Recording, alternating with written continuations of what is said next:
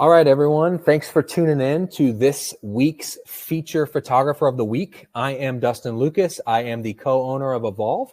My wife and I purchased this company about a little over 2 years ago from Sal Sincata. I've been working for Sal and for Evolve for over a decade, and really kind of grown into, eventually having the offer to own. And so it's a new kind of entrepreneurial space, and really kind of where I want to take this conversation with Leroy Tademy here, who I have with me today, who is our feature photographer, to learn a little bit about his business. Leroy, take it away.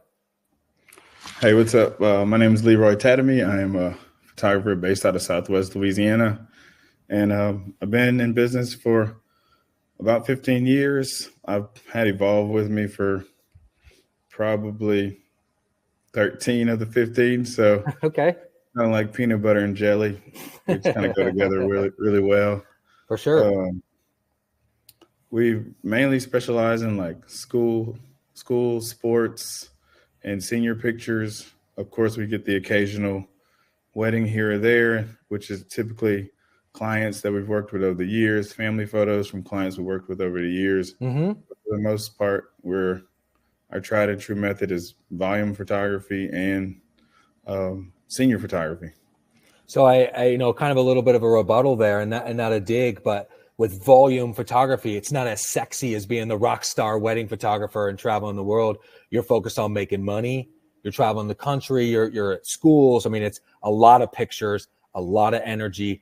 And again, it's a lot of online sales, right? Not as much in-person sales for a lot of these schools, seniors. Talk a little bit about that. Yeah, so we probably do close to 200 of our jobs are volume, Okay. and then another 50 to 70 usually are those more illustrious senior and travel destination type stuff. Sure. When I was building my business, I wanted to find things that would be annually done. Mm-hmm. So to me, it just made sense to have some type of revenue that I could rely on year in, year out, and not have to go with the ebbs and flows of the economy. Sure. Bills don't quit. Seasonality creates problems when you got January and February bills as a wedding photographer. I think that's a very interesting way to look at your business. And, I got to have income year round. I think anybody, regardless of what genre they're in, that has to be the mindset. Could I be doing portraits, beauty work, studio work when it's too cold to be outside or too hot, if you're in the South, for sure. Yeah. And I don't know if it's just my algorithm on my social media platforms, but it seems like there's a lot more people getting in the sports industry and doing sports photography. But I feel like every year I know there's going to be a basketball team. Like even when we had the pandemic, there was still a basketball team. Mm-hmm. There was still a football team. There's still a volleyball team. Like this stuff is still happening. And the last year, the senior year for everyone it's a milestone year. It's not like you can get married more than once, which I hate that for people, but sure, you're only going to graduate high school one time. You're only going to be on the varsity basketball team, maybe 2-3 years if you're really good, 4 years. So these are moments that people cherish because they know they're fleeting. Yeah. And just when I was building the business, I needed to be able to look and see operationally how can I have a team around me, pay for said team, house said team in studio, and be able to meet ends meet no matter what the economy looks like. So partnering up with you guys really helped me level out a lot of the cost and forecast things that like you just can't see as a business, So it was good to be able to know, okay, last year at this time we did this amount, and we're like, okay, this is the budget for that month. Of course. Yeah. Well, to piggyback off of that, a couple things stood out to me. You like consistency, and I think, you can like consistency when it's working well, but I think as an entrepreneur, consistency is that one kind of thing that defines that success, right? I'm going to do what I say I'm going to do. I'm going to rinse and repeat that. I'm going to follow this recipe. I'm going to do it for 30, 60, 90 days. I don't care what my objections are. I'm just going to do it. then I'm going to adjust, then I'm going to adjust. And I think pandemic, economy, consumer concerns, consumer behavior with spending, all of those things don't change the fact that you're not just documenting these milestones, right? These are memories that are the way that your business and that's what gets you to the job sites every day. And you have a team around you. I mean, talk a little bit about that. When it comes with volume, it's not always just external teams, outsource everything, and you're sitting in office, you're just sending emails. Oh, I got to go to a shoot. And then you're showing up like the rock star, and you come home, send a few emails, and you go, I'm ready to make that Italian dinner in my, in my kitchen, and I'm just enjoying life. You gotta find things that you enjoy, but you are working your butt off before your team starts. After your team gets offline, you're working weekends. You're always on call. You're picking up your phone going, is this bill collector, is this client? It's always fun. But talk to me a little bit about that team and building that over these. You said 15 years in business. That team wasn't just built overnight. Talk a little bit about that, the infrastructure of the business. So I spend a lot of time surrounding myself with leaders, people who are doing it better than me. Sal's been a real big part of my journey, helping me understand. And it's like he says things to me, and it takes 3 years for them to really sink in. Sure. But I'm glad he was always pretty patient with me. And that's right. He's like, Leroy, you're making bad decisions. And I'm like, okay, I'm going to take what you said and let me figure out how to make it work for me. And I'm just not that fast of an implementer, I guess. But when you're building a team, you kind of got to be the guy for them. They have to know that you're not in it for you, but you're in it to help them grow and succeed.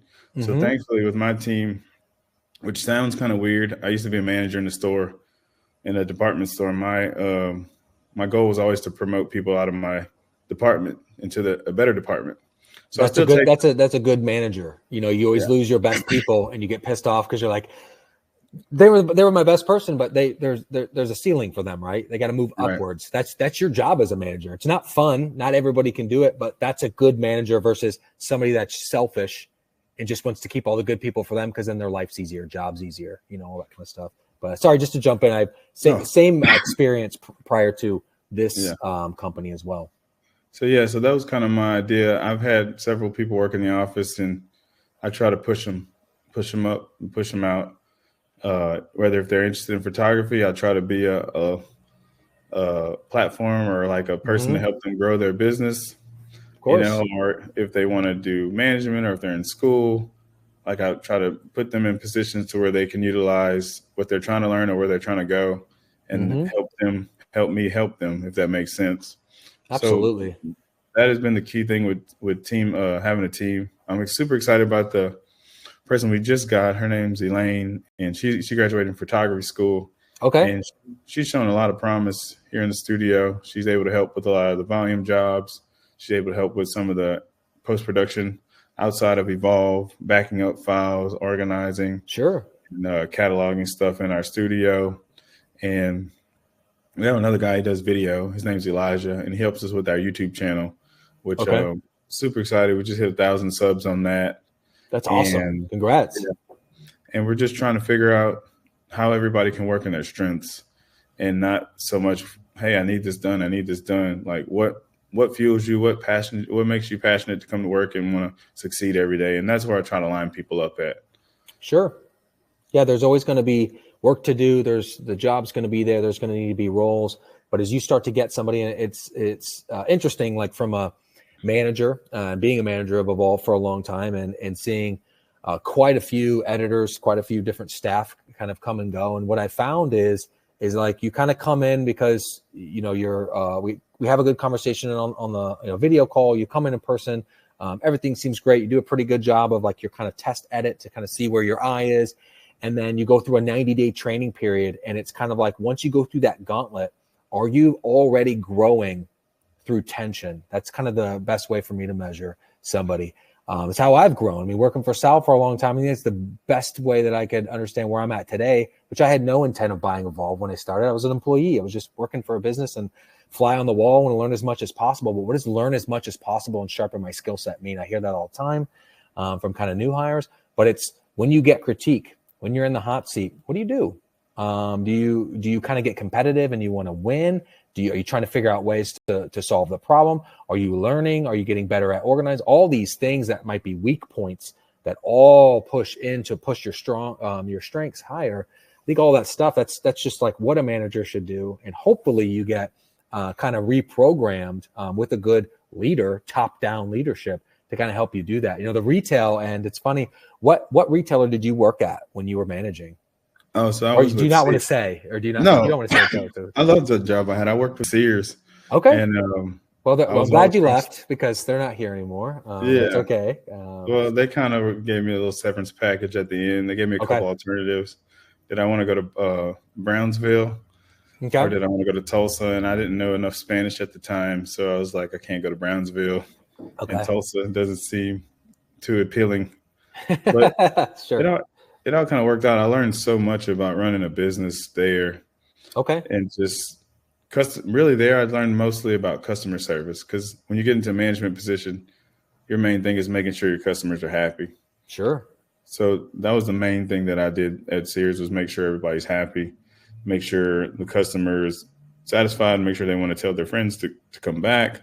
Of course. And most of my sales experience, believe it or not, came from working with, I don't know if you remember the multi-level marketing, insurance, Primerica. No, I don't. So it's like this multi-level marketing type of event where you get a friend and you tell 3 friends and they tell 3 friends, and then you just move up the ladder. So I did that for a couple of summers, maybe 2 years while I was in college right afterwards, just trying to sell life insurance to people and grow a warm market and stuff like that. Sure. So that was how I ended up learning how to talk to people and sell stuff. So. Okay. At a high volume and, fast to market, something you mentioned to me that makes me stand out. And it's kind of that, like, how do I get faster to market with something? Stop worrying about theories and planning and all these things. I think it's good to have an idea, come up with a baseline on how you're going to execute it, and then just go execute it. Right. Mm-hmm. And then you'll find that, it's easier to start filming videos and things like for Evolve. Just jump into it, and it's gonna, no pun intended, evolve and adapt, but just do the work and stay consistent and don't start it, stop it, start it, stop it. And that's something that I think that from what I'm hearing from you, when it started with consistency, building staff, your culture of your staff is like, that's the kind of the goal in having a company, is you want to have people that are feeling passionate about what they do. Through that passion, they're growing. Through growth, they're going to have to make mistakes. They're going to have to learn how to problem solve. If you're not the right person, that's okay. Do I have the right role for you? Whether you're in the current role you're in is right fit for you. Do I have to construct a role because you're just the right person? That's where you have to make a good decision as an entrepreneur, a manager, somebody who's working with people, is going, look, I don't want to lose you into a role that you're not successful at, or you're constantly coming in and getting like bad feedback. But that's also going to teach me as much about your perseverance and about you, about how you deal with tension. Nobody shows up to work every day going, man, I got the windows down, I got the music playing. This is great. I'm going to go there and listen to movies in the background and just do 8 hours of work. And we're going to high five and all say, hey, it's almost 5 o'clock, and leave. Like it's a creative role. It's grinding. But you're doing it all together. You lose together, you win together. But that, when you start to build out people in your organization, and that's not for everyone. A lot of our customers are kind of solopreneurs, or maybe them and their partner, or running this, whether it's a business partner or a life partner or whatever. They're doing this thing together. It always helps to have a good kind of solid foundation for that. And so it started out with just you, right? In this doing the photography.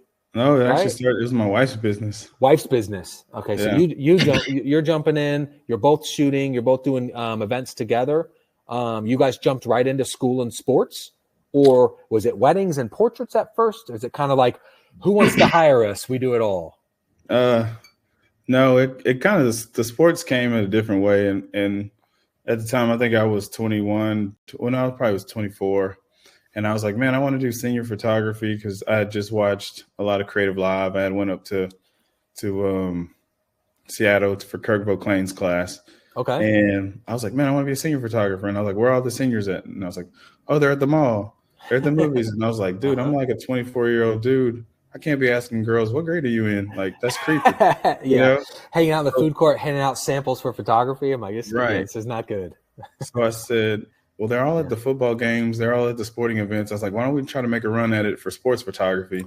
And that's the feeder for seniors, of course. Right. That's the less creepy feeder for seniors. Right. So I was just going to take pictures and hopefully I could get a couple of seniors. But then I realized I was actually growing my clientele from 9th grade, 10th grade, 11th grade. They got to know me and follow me for 4 years. Of course, who they're going to book, summer before senior year, you. So we just positioned ourselves as, hey, if you're a senior and you're into sports, or if you're into, if you have a hobby, then we're the right people for you. Like, there's no better senior photographer around our area who can nail sports, or like a theme shoot around your sports and your personality. Absolutely. No, I mean, I think that to pause and kind of jump into that, I think it's so important for you to understand where you fit into this gap, right? You have senior photographers. I mean, I'm assuming you had some competition, a lot of, was it a very saturated market, or you're kind of like, this is kind of green pastures? Like I could gobble up the sports, which is my consistent customer. Then I can go into more personalized, kind of more fine art, or like kind of more portrait photography, which is where I'm going to make some money, but it's a little more where my passion is. I get to know each kid individually and do these locations. I mean, talk to me a little bit about that. Was there a massive gap and saturated market for you there? I think there were parents who were just doing it to help the team. And, moms with, parents with cameras doing senior photos. Okay. Yeah. This is probably, we're talking 2013. Yeah. At this time. And I was like, hey, look, we actually do this all day. We can come during the PE hour and get this knocked out for you guys. We're not going to flake. We're always going to be there. Mm-hmm. This is what we do for a living, 24 hours a day, 7 days a week. So this is kind of what we do. And I didn't know that's what I was telling them at the time, but I was pretty much telling them, hey, whenever you need us to be there, we'll come take the photos, get them done and get them turned around and get them back to you guys. And I told the coaches, hey, if you got any photography questions, you just pass them to us. You don't have to worry about that anymore. That's just give them my name, give them my email, give them my phone number. Yeah, it's done for you for photography, right? That's the thing of like a lot of times coaches. I mean, we have a few customers where the coach's photographer does everything. You know? And it's like that's their side hustle, but their consistent gig is the coach. Like they've already got the in. They're the coach. They're the trusted. They're the trusted person. Hey, pick up a camera. It's like I can learn how to do this. I don't need to run a 7-figure business doing sports, but hell, my teacher pay is what it is. Is this supplementing a little extra money for travel and things I want to do? I think I think maybe that's more common now than in 2013 when you jumped in. You've established that gap. So there was a gap there versus you fighting with, well, every coach is just taking the pictures. The parents are like, yeah, the coach just kind of does it because he loves our kids and we trust the coach. And, we don't get it. Why would we spend thousands of dollars on these photos if he's there anyways? And it just makes sense, So that's an interesting time. I'm curious how people are getting into this now with probably more of the coaches or a parent, because the parents eventually, unless they just keep having kids forever, eventually the parents phase out. They kind of follow their kids and they kind of phase out, right? And it happens, I feel like, with a lot of senior businesses. Did I lose you? Okay. A lot of senior businesses, I feel like you have this like group. It's usually kind of followed with your kids, and they're like, oh well, everyone forgot about me. You know what I mean? And like how to go back through that. For you, like you said, you're staying in the spot and people are moving through it. Right. Kind of establishing that's much different. Versus following the grouping of your kid. And then you have this like kind of transient opportunity that kind of, well, I'm not going to go to college and then keep photographing. Maybe just follow that group forever and then they're going to get married and have kids. If that's even in the cards, it's way down the road. You're like every year, basketball game, every year, track and field, soccer, seniors are coming through. You are an option, but not just hey, there's a bunch of options. Leroy's been taking your pictures forever. You love Leroy, right? He's a people person. Why would you have anybody else shoot? I think that becomes that longevity, and I love I love better understanding your business from that, from its start, from you jumping in, working, with your wife, on that. For me, I've been working for Evolve forever. My wife's only heard like the chatter and things going on. Bringing her in is exciting because where can she be successful in this business, like album design and things like that? And that's that kind of core person to go back to and go, when it's her and I, the team's off and we're dealing with like weekend stuff and just customers, and you got to do right by your customers and things like that. Even though we're working business to business, it's still clients, it's still people, and serving that up. And so you always want to make sure those you're doing it with, you like working with those people. Most people kind of have that same kind of core understanding. Everyone has their roles, within the business. That's all. Good things. Last question, just kind of to keep it, light and simple. Where have you found technology? So regardless of outsourcing, regardless of all your teams around you, for you and your business, where have you found that you've had to be more cognizant or more perceptive of technology that's happened so that you don't get pushed out as the dinosaur of school and sports and seniors? Where have you guys really started to lean into technology in your business? Vague question, I know, but I just want to ask. I feel like technology, like especially like Chat GPT, has made me a better communicator. Mm-hmm. I'm sharper with the answers because I can throw an email into Chat GPT and say, hey, what's going on here and how should I respond? And it'll tell me, okay, this is what you need to do to respond to this person.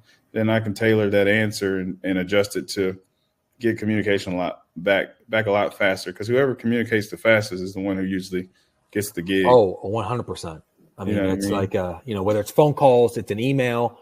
If it's a lead, yes, for converting. If it's a current customer and they've paid or they're trying to pay and you're making it difficult, or worst case scenario, they've paid you the money. Where's the product? I think a lot of people struggle when they get that boom of success. Cash registers running, then they got their middle person selling, but then they're not fulfilling. And it's like, do I bring somebody in? Well, I don't need them all the time. Well, we'll just figure that part out. And then they're getting bad reviews online. And then people are charging back. It's like, again, there's technology, there's solutions out there. But for you, ChatGPT is, that's a popular one wherever people's like, oh, I don't use AI and I'm not using that technology. That's fine. But automation and integration is the conversation, right? And those tools. I mean, you're using like different sales tools for uploading the pictures into that we're working on you with, which are like new to me. And there's QR codes. I've seen them all the time, but I'm like, when you're doing that kind of volume work, I'm like, there starts to become like this system you mentioned. It's a system. And it's like, just follow the rules. Oh, this isn't exactly like what's on my process guide, right? Pause, try and solve the problem for 5 minutes. Don't go and be a hero. Ask, and then come back, document it. Now you've solved that problem. So, I love all that. Because at the end of the day, if you take me out of the equation, this thing still has to run. Yep. And that's the most important part of it is, what can I do to build this thing to where tomorrow, if I get hit by a bus, or tomorrow I decide I want to go to Italy for a month, this thing needs to keep going without my presence. That's the extreme. Hit by a bus, go to Italy. So you better go to Italy, right? So you don't get hit by the bus. I mean, that's too many buses here. That's pretty much how it is. You just build it. And then when people start getting interested in it, you got an option to sell at a good multiplier instead of, oh, well, it's my name. And no, you're selling the whole system. And that's kind of why we started kind of rebranding the volume side to where it's not so focused on Tademy. It's a Parish Photo Studio, a Tademy company. Okay. So sure. So it's not you. It's not Leroy, your wife, showing up every time. It can be. It's the company. It's the team. It's it's I have staff, which is kind of you. A lot of times that break from Tademy Photography. That's your name. Why aren't you showing up? Right. Brian's not a Tademy. Who the hell is Brian? You know what I mean? Like, that kind of stuff where, that's a good problem to have when you want to kind of cover more, but you're going to hit a ceiling for yourself.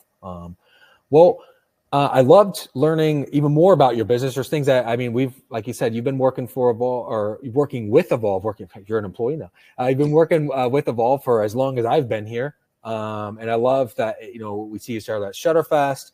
we see online and all these kind of things and conversations. And it's like, you always try to, like, there's always something new you're trying to learn. So now I think we've probably exhausted all the Shutterfest conversations. We had to come up with new fun topics to learn about each other. But I love that. I mean, I think that it's always helpful to like the people you work with, but it's got to work.